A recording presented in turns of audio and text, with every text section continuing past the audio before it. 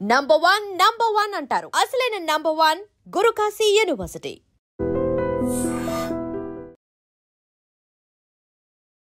రాష్ట్ర వ్యాప్తంగా తీవ్ర సంచలనం రేపుతున్న కాకినాడ జిల్లా సామర్లకోటలో ట్రిపుల్ మర్డర్స్ మిస్టరీ వెనుక అసలు కారణాలు ఏంటి అనేది పూర్తి స్థాయి దర్యాప్తు జరిగిన తర్వాత విశ్లేషించే కోణంలో ఇప్పటికే స్పెషల్ టీమ్స్ కూడా వర్క్ చేస్తున్నాయి.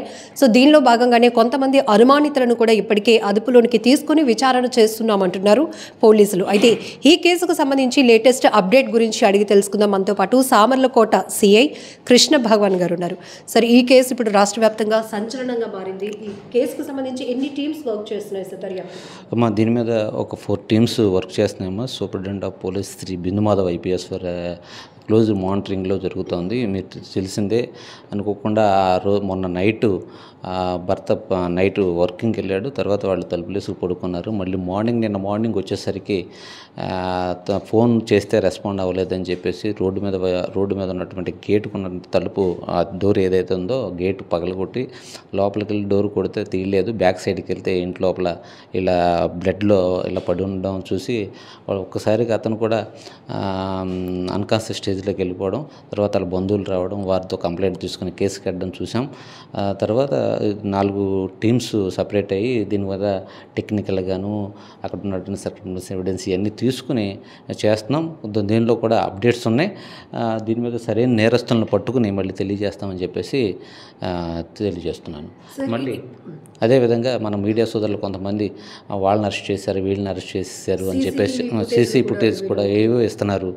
మా దగ్గర మేము కూడా దానికి సంబంధించిన అనేక రకాలుగా మేము కూడా తీసుకుని మేము మా స్పెషల్ టీమ్స్ ఒకటి చర్చ చేసుకునే కాల్ డీటెయిల్స్ కానీ ఇవన్నీ కూడా సార్ వాళ్ళ మానిటరింగ్లో జరుగుతూ ఉంది. దీనికి సరైన నేరస్తుల్ని పట్టుకుని మేము ముందుంచుతామని చెప్పేసి తెలియజేస్తున్నారు. సార్, మృతురాలు బంధువులు కూడా భర్త పైన అనుమానం వ్యక్తం చేస్తున్నారు. ఆ కోణంలో కూడా ఆయన ఇన్వెస్టిగేషన్ అది కూడా ఇప్పుడు ఆయనకు కూడా పాపం నిన్న చూసిన తర్వాత ఆ సిచ్యువేషన్ చూసిన కానీ కొంచెం అతను అన్కాండిషన్ స్టేజ్లో ఉన్నాడు. అతను కూడా హెల్త్ ఇష్యూస్ కొన్ని ఉంటాయి.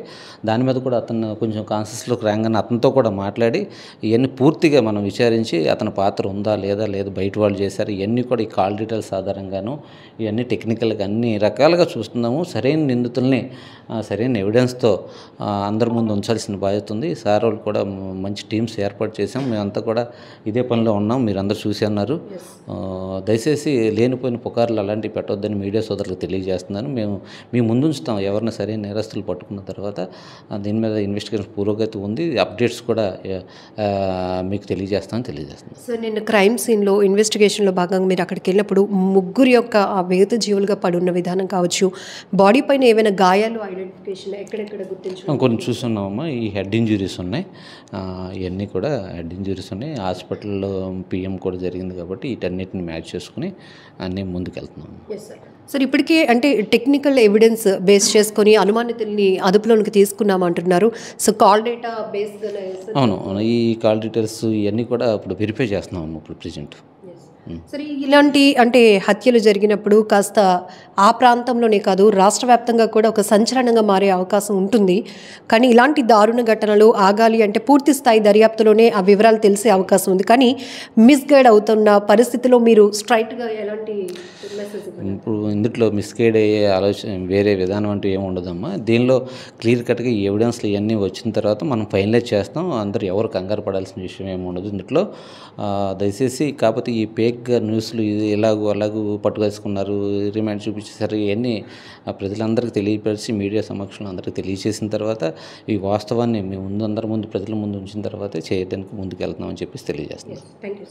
ఈ సామర్లకోటలో ట్రిపుల్ మర్డర్కి సంబంధించి కేసు వేగవంతంగా దర్యాప్తు కొనసాగుతుంది. దీనికి సంబంధించి డిఎస్పీ గారి ఆధ్వర్యంలో స్పెషల్ బృందాలు, ప్రత్యేక బృందాలు కూడా ఇప్పటికే ఎస్పీ గారి ఆధ్వర్యంలో ప్రత్యేక బృందాలు కూడా విచారణ కొనసాగిస్తున్నాయి. ఇప్పటికే కొంతమందిని అంటే టెక్నికల్ ఎవిడెన్స్ బేస్ చేసుకొని కాల్ డేటాస్ ఆధారంగా కొంతమంది అనుమానితులను అదుపులోనికి తీసుకుని వారిని కూడా విచారణ కొనసాగిస్తున్నాం. కానీ ఇప్పటికీ ఈ మిస్టరీ అనేది అయితే ఇంకా వీడలేదు. దీనిపైన ఎలాంటి అపోహలు వద్దు, తప్పుడు వార్తలు కూడా ప్రసారం చేసి ఎవరిని మిస్లీడ్ చేయొద్దు. పూర్తి స్థాయిలో పోలీసుల ద్వారానే ఇన్వెస్టిగేషన్కి సంబంధించినటువంటి పూర్తి వివరాలు ఇవ్వటం కూడా జరుగుతుంది మీడియా ముఖంగా అంటూ సిఏ గారు చెప్తున్నారు.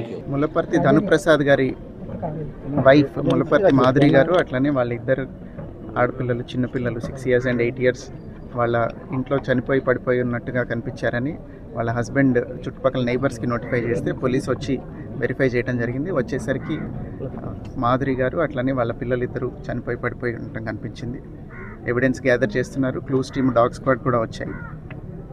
Investigation is going on. Once it is detected will notify again. నిజంగా ప్రస్తుతం ఉన్నటువంటి సమాజం దేనికి ప్రయారిటీ ఇస్తుంది? ఆర్థిక సంబంధాల చుట్టూ మాత్రమే తిరుగుతోంది. మళ్ళీ ఎన్నికలంగానే చాలా విరక్తి కలుగుతాం. మంచి అనిపిస్తుంది కదా, లేడీస్ కూడా ఛాలెంజింగ్ జాబ్స్ చేసినప్పుడు చాలా బాగుంటది. ట్రాఫిక్ అసిస్టెంట్స్ గా నియమించిన ట్రాన్స్జెండర్స్ అందరితో సాల్యూట్ చేయించుకుంటున్నారు. ఫుడ్ డెలివరీ ఇవ్వటానికి వెళ్ళినటువంటి డెలివరీ బాయ్ అనిల్ పై కళ్ళ ముందు